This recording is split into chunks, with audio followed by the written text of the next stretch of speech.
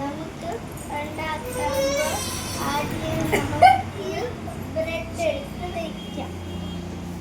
എന്നിട്ട് നമുക്ക് മുട്ട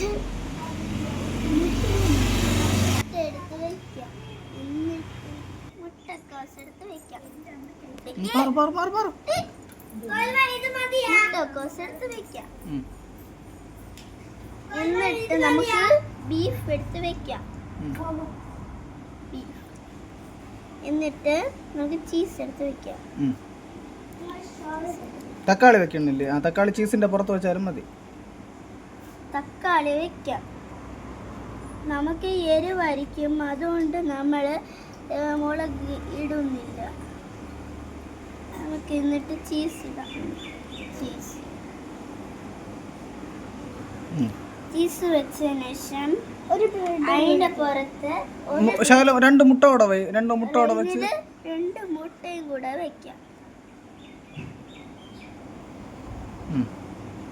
എന്നിട്ട് ഒരു ബ്രെഡ് എടുത്ത് വെക്കാം. എന്നിട്ട് നമുക്ക് നേരെ കൊണ്ടുപോയി മെഷീൻ്റെ അകത്ത് വെക്കാം. എന്നിട്ട് നമുക്ക് അടയ്ക്കാം.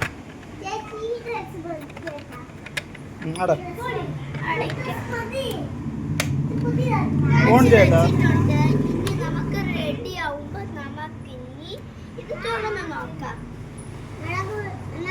സോപ്പിലെത്തി കറ്റുമ്പോ നമുക്ക് ഇത് ഓൺ ചെയ്യാം.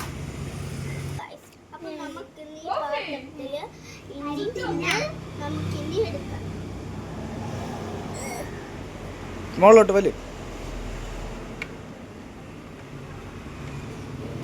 ഹലോ ഗൈസ്, അപ്പം ഇത് റെഡി ആയിട്ടുണ്ട്. നമുക്കിന്ന് എടുത്ത് നോക്കാം.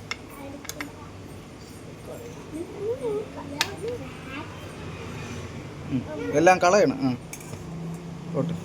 നമുക്ക് എടുത്തിട്ടുണ്ട്. നമുക്കിനി ഇത് കഴിച്ചു നോക്കാം.